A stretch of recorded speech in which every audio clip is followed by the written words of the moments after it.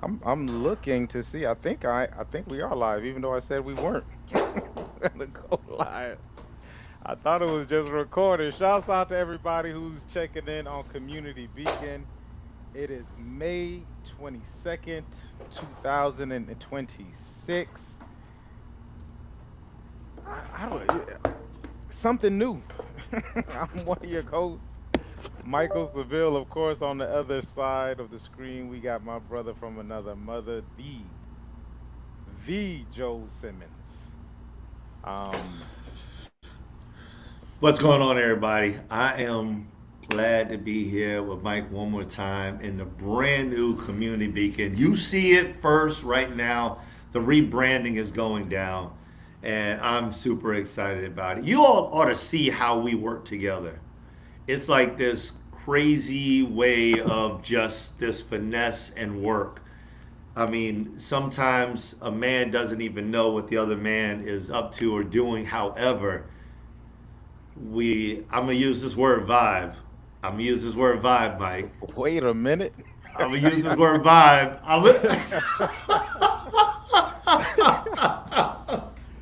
This is new. Gosh, oh my What? gosh, What is it?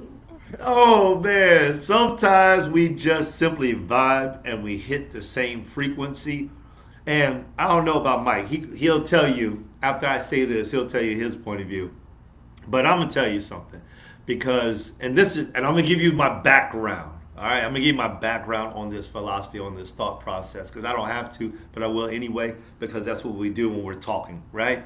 All right. So sometimes when I'm doing something like that, like I'm bringing a new concept, and I literally have not spoken with Mike, but it's like it's about to show up in like 5 minutes. So like I gotta drop this thing, explain it, and then we gotta go live, and it's just like boom. Okay, there it is. Sometimes because of my respect, I'll be like, oh my gosh, man, I just realized that I've gone a whole week or 2 weeks. I haven't talked about this thing. I'm about to drop it. I wonder how the brother's going to take this information. What is he going to do with it? What's going to be the response? What's going to be the reaction? You know, I know after being with him for so long that whatever it is, we're gonna work through it. But that doesn't mean I'm empathic. I feel things. So that doesn't mean that he's not necessarily, I'm not gonna say upset or angry, but it doesn't mean that there isn't like a disturbance in the force, if you will. It doesn't mean that there's not a disturbance in the force, you know, and we always move through it. So today I'm just exposing that no matter what it is, we always seem to just vibe right straight through it. And I love that. That's dope, brother. Um, what do you think that is? Like, why do you think that is? As far as because let's be we've been doing this for almost. I was going back and looking since like 2021, probably the end of 2020, really. So the end of 2020, we're now in 2026. Only missing like a handful of shows. When I mean it's just a handful of shows.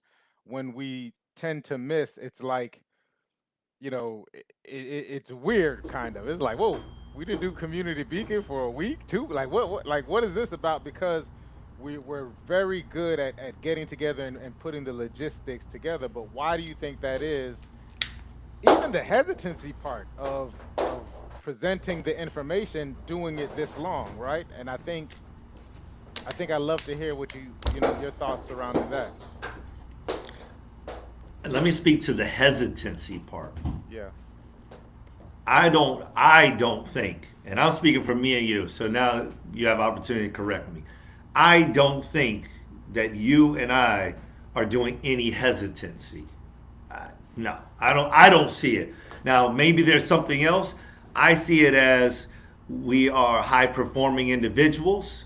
We prioritize things. And I'm not saying that all of you out there in the community beacon world, I'm just saying that sometimes our priority list starts to hit like this. And as we're knocking those things back off, because your priority list is always it should be flexible. It should always be changing. Granted, if you're adding things to the list. If you're not adding things to the list, it should be, it should be like a pillar of life. But because life is always moving, it's moving. So there's going to be some adjustments from time to time, and maybe more frequently depending on how you maneuver in life. So I don't see it as there being hesitancy. You know, there could be a concern in like my system, like, and I know for me, I've been working on my system of doing Talk about things. that too. That's deep. I'd love to hear about that. But go ahead. Yeah, well, I mean, and so that would be my preferred language, is that maybe there's some opportunities for me to adjust my system and how I'm approaching different priorities, how I'm moving forward in life. And if Okay. that was the case, then at that point in time, yeah, it would pop up because it would mean that, okay, I need to do A, B, C, D. Thank you. A, B, C, D. And now E just presented itself, and E now has become A or B, and the scale needs to slide down. I need to readjust, which should trigger phone call, text message, email, right? And so I believe that we are doing a really good job at being more and more communicative when it comes down to this, and that we just need to continue to finesse the system. Because if we're finessing the system, which means that there's not a habit behind the system, right? Because we're finessing it, we've introduced a new system, and now we are creating a habit. And so this is my thought process behind it, Yeah. is that it's not about hesitancy. It's about just perfecting the system that will allow us to be able to communicate more effectively and efficiently when the time comes up. But the bottom line is that when we see each other face to face, the love, the respect, right? These things begin to radiate much, much larger than the circumstance. And when that happens, circumstances are swallowed up. And I think that that is dope. That is something for somebody right there in all of the world to take into consideration. And before you answer this, I want to give you one little example of when this went wrong. All right, let's go back 2020, 2005. No, 1999, 98, 99. There was an individual that I hung out with, a group of individuals. I used to go out around like 12, 1, and 2 o'clock in the morning. I'd walk a few miles and I'd meet these guys inside the garage. None but bad things are happening there as the smoke lifts to the ceiling, if y'all understand what I'm saying. So now we are like, we're like coming together and joining forces and whatnots. What ends up happening in that moment, in that time frame, is that we began to move out in one vehicle, in one pace, every single time. And we're doing things. One day, one of the individuals and I make an agreement to do something. When we make that agreement, he violates. When I see him next, I approach him and I'm like, you violated. He's like, it is what it is. Mm. No, it don't work like that. It doesn't work like that. Needless to say, the two of us are wrapped up, tangled up from one end of the building to the next end of the building until somebody rips us apart and puts us separately, right? What's my point? Where am I coming from? What I'm saying is, in that day, in that frame of mind, the friendship that we had created, even though it may have been with negative results, it was still a friendship that we had developed. It was not worth the one agreement. And that agreement that we had was something that was tangible. It was simple. Y'all, honestly, it was worth $5. That's it. The broken agreement was worth $5. And so at the end of the day, I chose $5 over our friendship. Now, doesn't mean that he could have still gone and done XYZ, whatever, and gone down that road that many people will say, yo, he disrespected you, da da da da. Yeah, he could have. Maybe. Or maybe it was just an oversight. Maybe it wasn't really that big of a deal. Maybe if I had thought about it, he had done something for me of a value of $5 or $10 multiple times. Maybe there was other mindset. But the bottom line is that I chose to make that my last straw. And because of that, I lost a friend. And then I also started a war between me and them.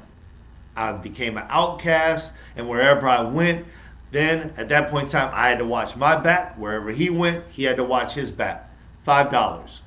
I also was suspended from the school.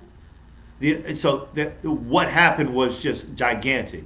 So when I'm telling you that Mike and I can come in here, and though there may be a disturbance in the force, our love, our compassion, our respect always has outweighed whatever the tangible thing is. Because Mike and I can take CB, love you guys, but can take CB as long as him and I are still together. And I think that that is the essence of the message that I'm delivering right now. I'm still thinking about you getting into an altercation with the brother. I'm still getting to. I think a lot of and this has happened in 1998. I think there's a lot of living that happened right since then. I would imagine. It sounds like there's been a lot of living that happened since then. A lot of growth. Sounds like a lot of growth that's probably happened since then. But even then, there were expectations that were, and when I say expectations, it's not like, not undercover expectations. I think we often do that to ourselves, where we kind of expect a person to do certain things or be a certain kind of way, and they may not necessarily know or understand that the expectation is there. But once you start to become a man, and this is something I try to teach Elijah, like that's that whole word is bond thing. Like I think we learned that really, really early. Now, how much a lot of us tend to embody that or really take it to heart, one to each person their own, right? However, for me, that's something what you just mentioned there as well is like I used to take a lot of those things to heart. We got a certain expectation, we've made an agreement. And it's like when you start to sway from it, I was super rigid in that way. So so sometimes it can be, it can kind of go against you as well when you don't give people grace. So you get a chance that as we get older, we get a chance that give grace. But I think at that time, like it's exactly what it needed to be. This is our agreement. This is the expectation. And I'm totally expecting you to be that way, whether it's over $5. And I imagine like when I'm in high school, $5 at high school might as well have been $500 at times if I wasn't working or if I wasn't doing something. So Yeah.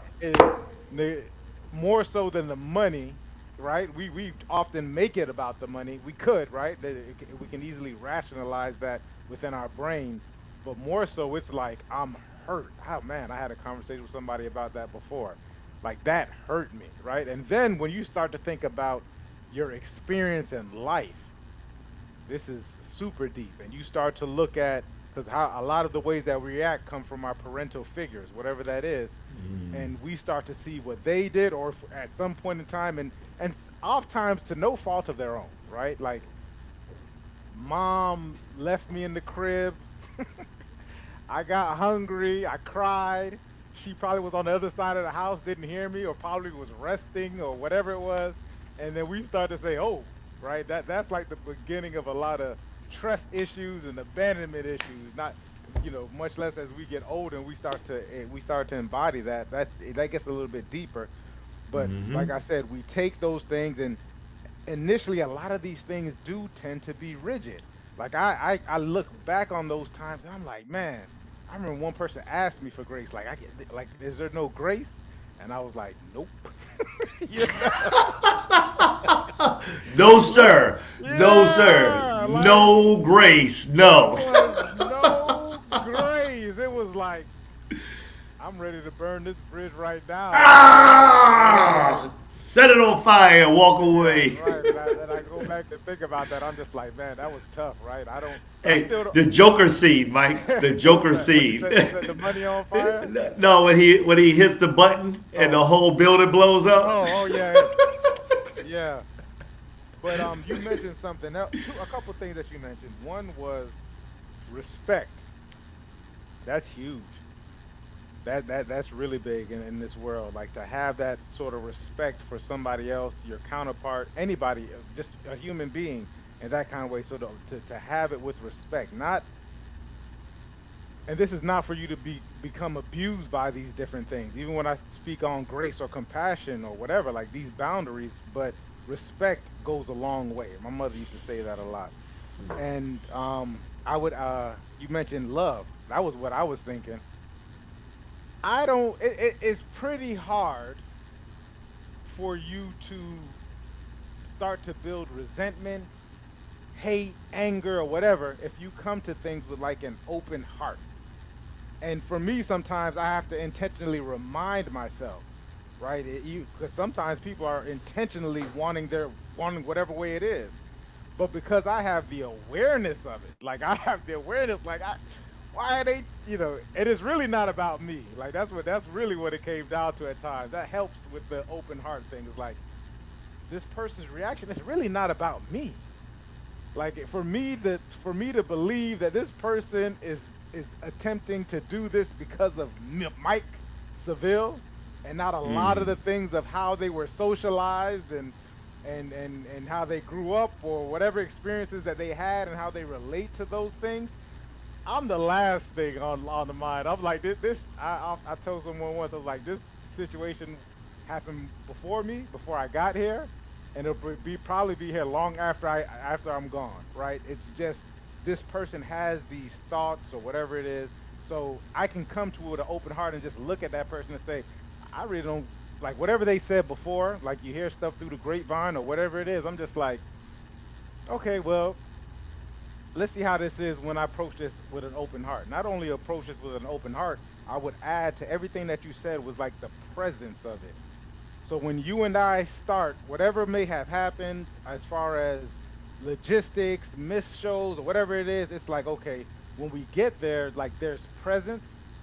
Like I'm accepting this brother. I'm seeing this brother. I'm understanding. Hoping to get as much understanding as possible. I'm asking questions. I'm just trying to get to like the heart of the matter. Like what is this about? That's a part of this presence. And this is not for me to self-abandon, right? Because we can do that as well, where we show up and we kind of abandon our some of our feelings that we have around this thing, or even it could be principles that you have around this thing. It could be logistically makes sense. Like you can rationalize this thing. You can reason about this thing, and that person, whoever it is, and I know we're talking about Joel, but I want to speak to everybody. They can be legitimately wrong, right? I'm not talking to the brother, but I'm talking about the person sitting in front of me. This person could be wrong, and I can have all of the facts to back it up because I wrote it out and I made a list on it, right? Like, my favorite thing asking people like, "Am I tripping? Like, am I not, like, am I, or rather, am I missing? When I say that, am I missing something here?" And someone will be like, "Nah, this is essentially correct according to, or accurate, or whatever. Accurate. I prefer that." And I still show up with presence and an open heart with that person. How, like what happens then when I say open heart, when you're looking into somebody's eyes? I did like, and you just looking at them. I remember, a conversation me and my father had, and I'm just looking at him, and we're having a conversation. He's talking about his past or something, and my father, who's double my age, almost double my age, was just like, I'm like, oh, I could just see the vulnerability of this man. Like he's like this is a man I'm talking to. This is a human being. This is a person. Like it's not, sometimes we can look at our parents and be like, these people are just this, right? We could all, come to a point where, and there's nothing wrong with like celebrating your parents or putting them, where you want to put them. But when you say, man, this is my father, like, yeah, okay, right? Or this is my mother, like, look at my age now. I'm thinking about my mother when she was my age and she's raising 4 kids and going to work and doing all this stuff. And like the what she had to endure, so that, and because we didn't know necessarily about it, right? Like we knew she had hardships, but I didn't know everything. Now I'm 40, I'm just like, whoa, that's some stuff to carry. Just like my father. Oh man, that's some stuff to carry. Like he carried that. He's here. And he's and there's and we're having this conversation. We have the presence of mind and respect for each other, even if we don't agree, even if we don't align, to be open with it and just say, like this is, like I see you, right? And I'll transition with that point. That's a dope intersection to where I was thinking, I was like, a lot of people, their biggest want is to be actually seen, Come on, man. Come like on. flaws and all, like goofiness and silliness and like you're still a. It's hard to explain it to like your child, but you be like, I don't really. I think Jim said it one time. Jim was like, he just turned 89. Happy birthday to Jim. He celebrated his birthday on Friday, and he says, I don't feel 89. Like I don't like. I am 89, but I don't see it. My father said the same thing. He's 70 something. He's like, I don't. It doesn't compute. Like until you step off the bed wrong, or you stretch too the wrong way. That'll I that felt might that at 46. right. That'll remind you of your age, but it's like because we tend to go through life, but most people don't get a chance to. I'm telling you, like people don't get a chance for people like to really see them. Not only just see them, but see them and hold and accept them for who they are, and just be with them, right? Whatever is going on for that to happen. So when you can step into the place and actually do that for somebody, if you even have the capability to do that, right? I think that the capacity plays a major role into it as well. But for us to be able to hold and see each other on this basis, I think that's what for Joel and I, like that's what makes this 6 years in running. Because I think for most people, after 6 months to a year, it's like, yeah, it is just, whatever. I got this going on, I got that going on. Because we're all actually, we have high output, is what I would call it. Whatever that is for whatever that it means to anybody. Like, and I think but there's high output. And we have higher and a certain standard of life, or a way of doing life. But when we show up and you can have that conversation, and you can have some of the, I don't even think they're really tough conversations between Joel and I. I think they're tougher when if someone else was to do it, it'd be a tough conversation for them, right? Like, but I think like it gets to a point where it's just like, this is that, and the brother's like, yeah.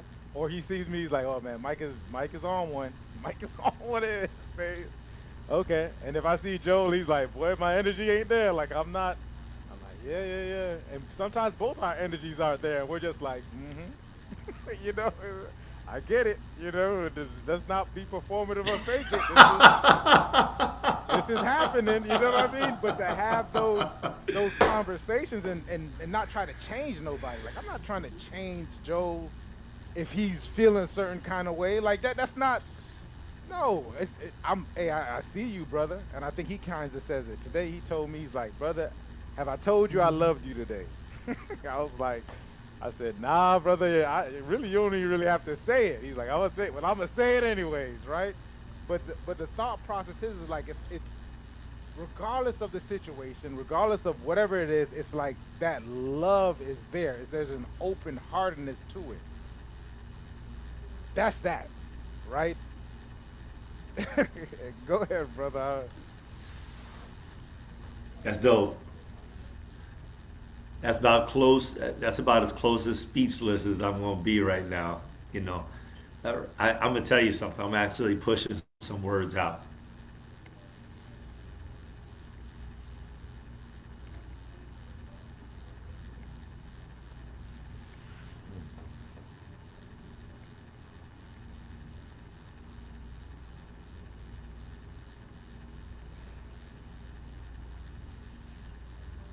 This conversation is so good on so many levels, right? So good on so many levels.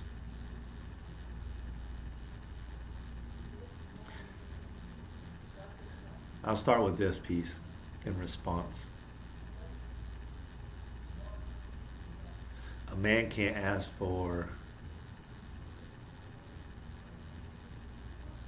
a man can ask for whatever he wants. But out of the things that I believe a man should have a solid circle. And whether he calls them his friends or his brothers, that's fire.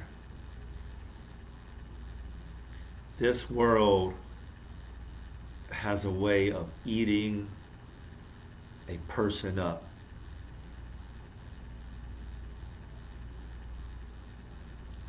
And just spitting out of the back end whatever.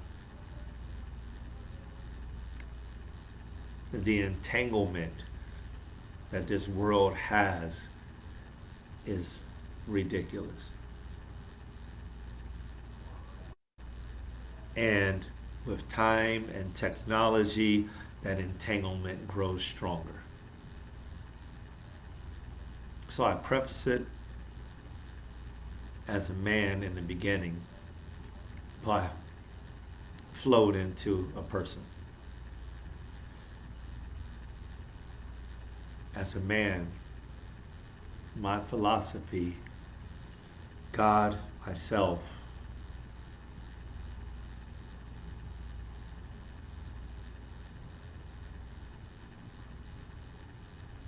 wife, children, circle.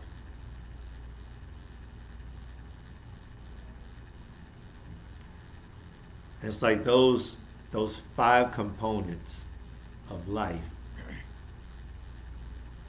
I believe, will dictate or are a part of the ingredients that dictates what a man will be today, tomorrow, and next whatever. It's going to be the choices and the decisions that are made with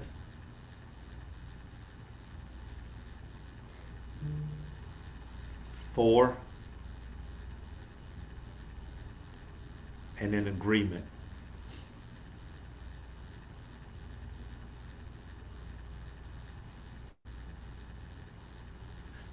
There's a book that's written that talks about how you are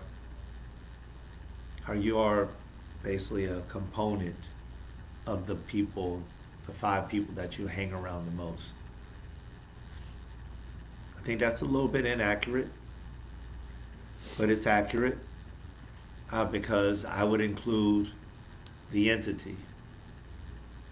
For me, God.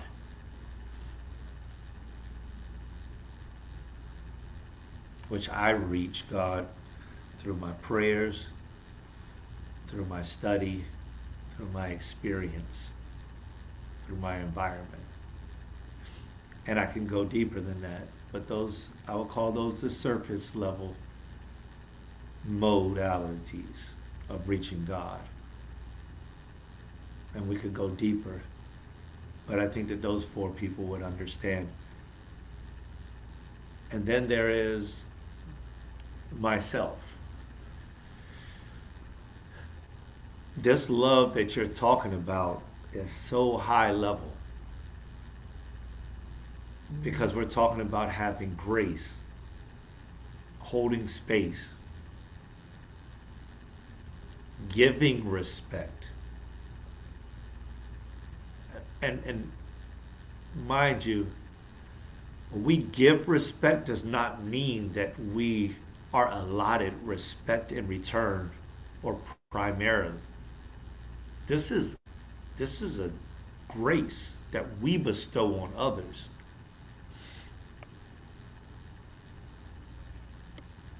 That doesn't mean that you receive anything in return. And it doesn't mean that it has to, that it must arrive first.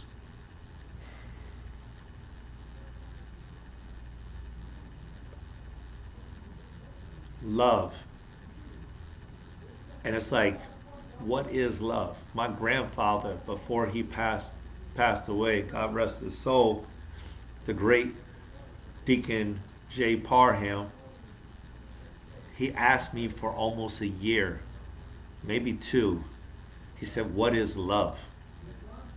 And I started saying something. He said, he had just heard me speak, heard me preach. And that was a converting sermon right there. His whole life changed from there. And I thank God that I was able to be used in that moment. Now, I will forever remember who he was before that day and who he was after that day.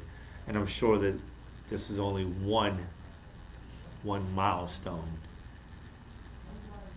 But it took me like a couple of years before I actually went to his house while he was on his deathbed. And I just began to speak to him about love. And he said, that's it. He said, I'm good. That's it.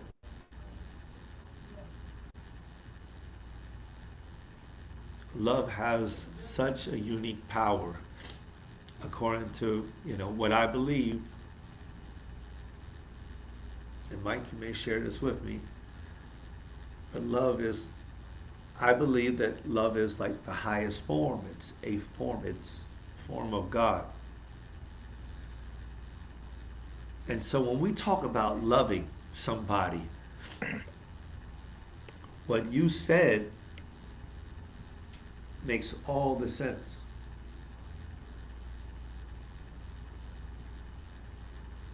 Because love doesn't require anything. Love is a flowing river that never has an end. Love is like the distance that an eye can see through space.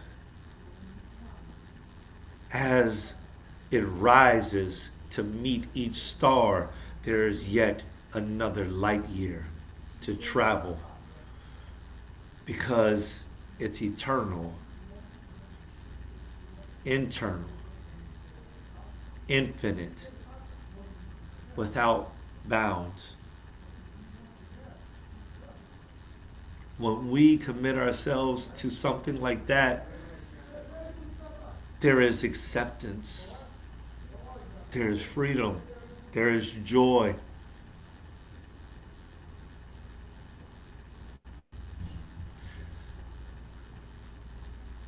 The types of thoughts that went through my mind while you were speaking hit such a level.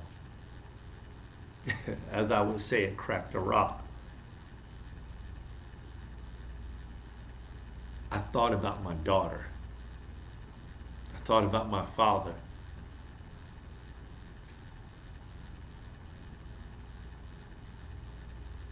I thought about my wife.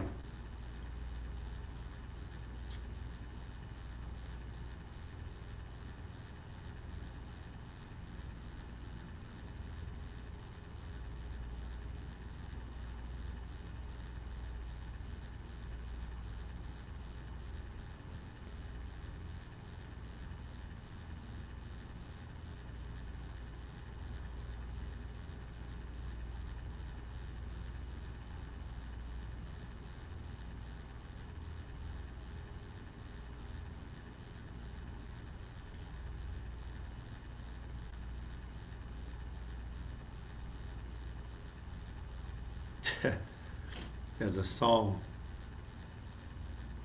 and in the simplest of words, it explains it all. What you won't do, you do for love. You tried everything, but you don't give up.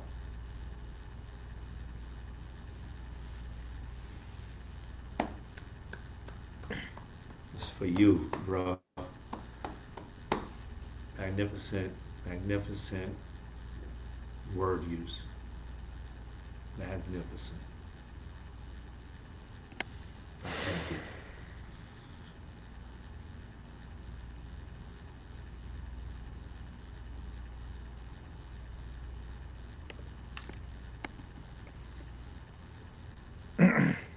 Man.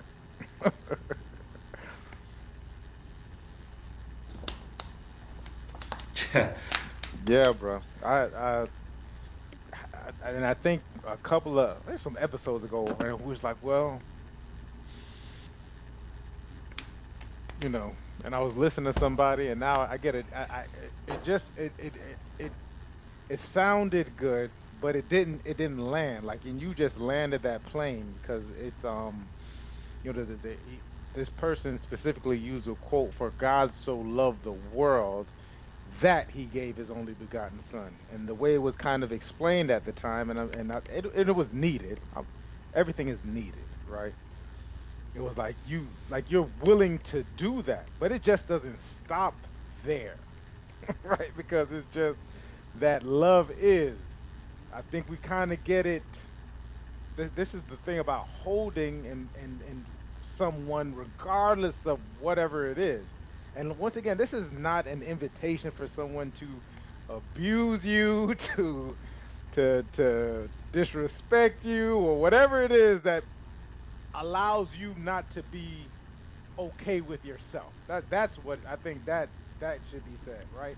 Whatever somebody else does that doesn't allow you to be okay with yourself, I'm not telling you to stick around for this quote unquote thing, but it doesn't necessarily have to come back, and it doesn't necessarily have to come back the way that you believe it needs to come back. Like you mentioned, the respect. Like this is a part of the things that we're doing as part of grace. I'm not. I'm just. I'm giving it.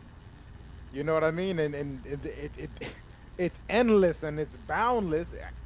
But for me to expect it back from you, then that kind of takes away from this gift that I'm given, right? So it's almost like to give with no recompense, I guess. Expectancy of Yeah, return. yeah. Like there's like to not necessarily expect it or whatever. If I get it, I'm sure it makes it even more special. But when you speak on just this love, when you can just sit there in that, no one can take. It's almost like something that you can't really give. It's just Mm. you accessing it. You know what I mean? Like it's almost like when you think about it, right? Like it's almost it's similar to energy, right? Energy can neither be created nor destroyed. It just what is it? It just you can transfer it essentially. But with love, with respect, with presence, it's like we can access it. And when we access it in that moment, regardless of whatever the other person has going on, right? Like, oh man, like of course we want the best for this person, whatever that may be, right? But it's just like, but I'm still in connection with you. Yeah, you okay? You don't like me today. Paul said it. Paul said the other day. What did I What take? did Paul Yeah, say? I'm The little 3 foot Paul. genius. Paul Please might tell be. me. He got to be one of the most self-aware kids, right? Like the things that he says. He's just so self-aware, especially surrounding his feelings and his emotions, and allowing him to do it. But I think I didn't do something for him. I think, oh, I didn't charge. He wanted to use a phone or to play games on the phone or watch YouTube, and I'm like, no, I'm not, you can't use it. You know what I mean? You've been on it enough. That's enough. And he says, man, and this is how you got to kind of treat people too, right? He's like, man, I hate Daddy. He's like, I hate Daddy because he didn't charge the phone. And I'm like, it's easy like when we do it for this kid. It's another thing about holding or just watching. Like most people don't even get like an eye contact.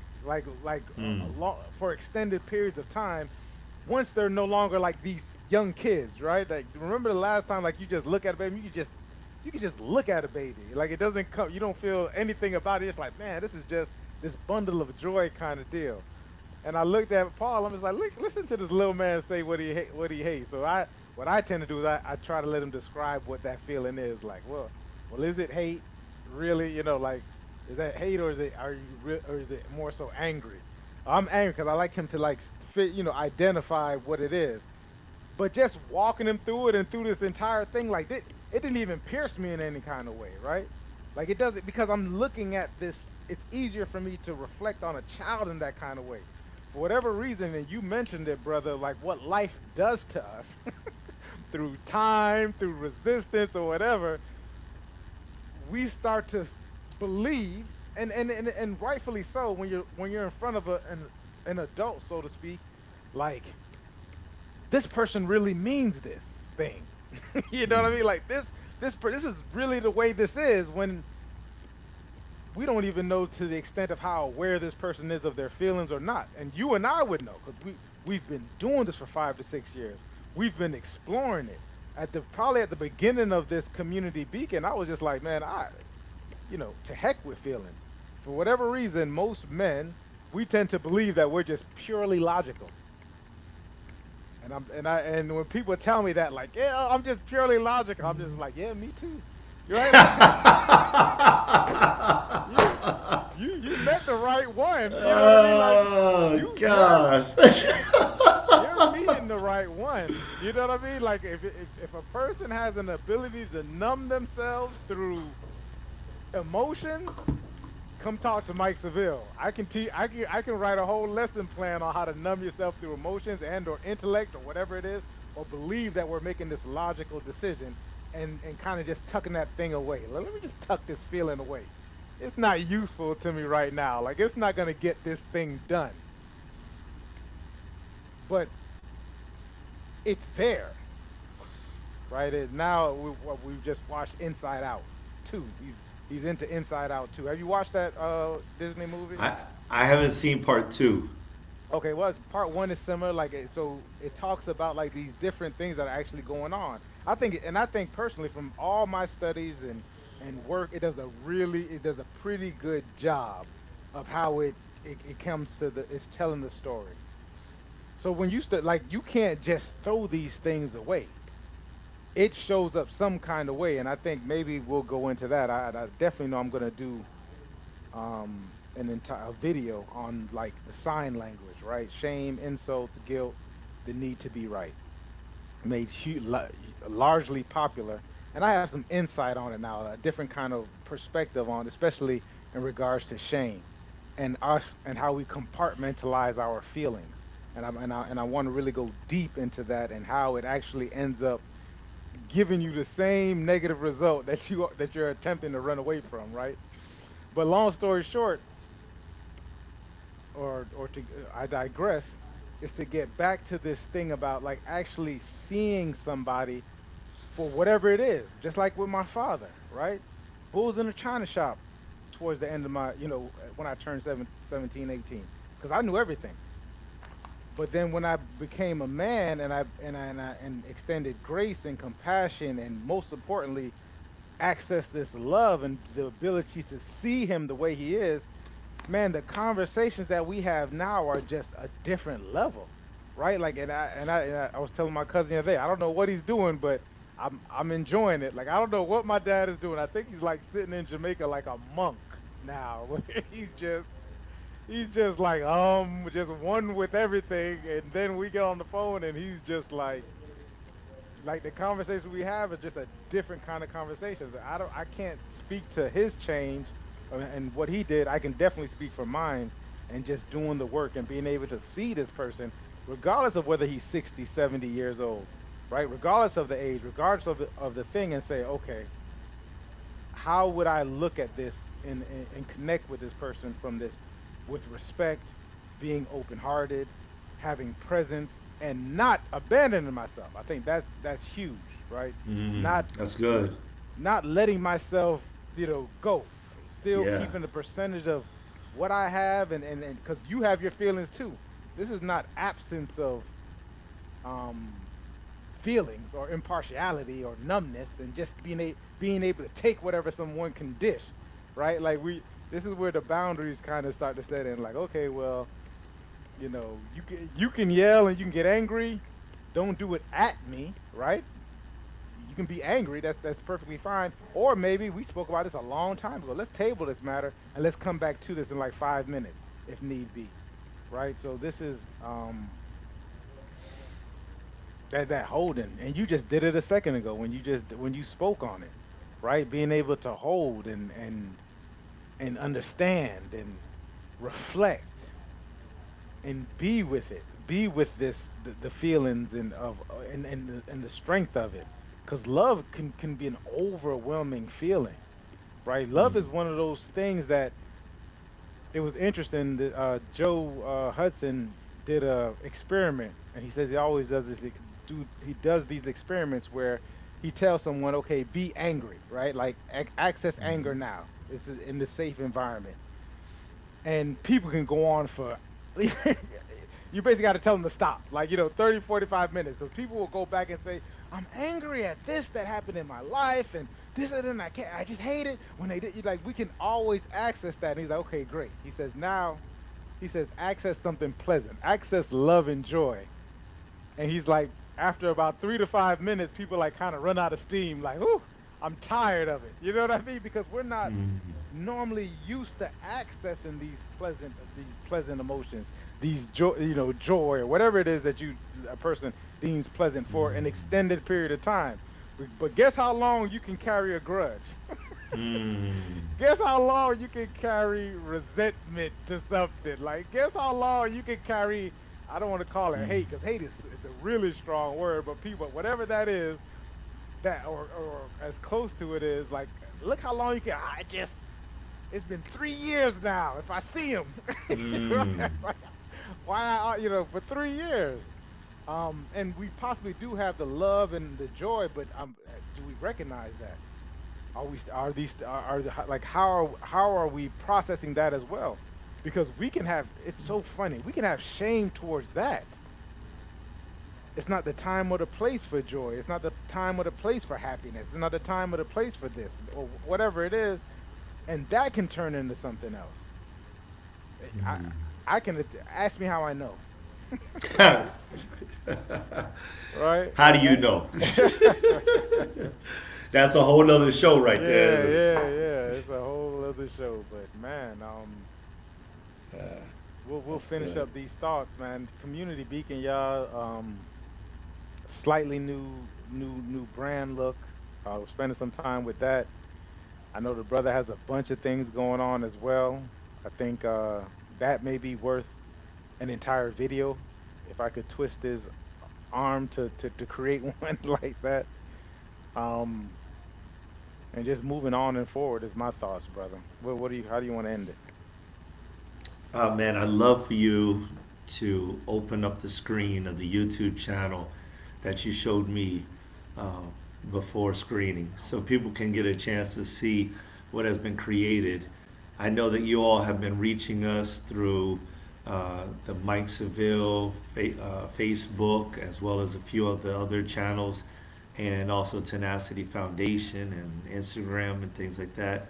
But I really think that this is a beautiful opportunity. If you all will, those of you all who those of y'all who have followed us, and shout out to Kenyatta. It's her Yeah. birthday tomorrow, y'all. Tomorrow's her birthday, Kenyatta Okay. Conway. So shout out to you, Kenyatta. If you happen to watch this episode, I hope you get to minute 48 and change, and you hear us showing you some love for who you are to us, right? So check us out on YouTube. You can now put Community Beacon into Google search, and you can find us directly in our own YouTube channel. We're asking for you to go out there, subscribe, and comment, because there's a direct connection there. All right, we're looking forward to hearing from you. All right. Let me see if I could. I'm just messing around with this thing. Let me see what it does. All right, cool, man. Awesome episode, brother. This was deep. I think. Wow, man. Some of the stuff, like I just wish for people to be able to experience like that, those moments. You know what I mean? Or and possibly are experiencing those moments, but like to actually be in the moment, be present for it. You know what I mean? Sometimes we can just allow these moments to just happen, and not give too much thought to it. But being experienced and having those moments, man, it's a beautiful thing. So love you guys. See you next week. Peace.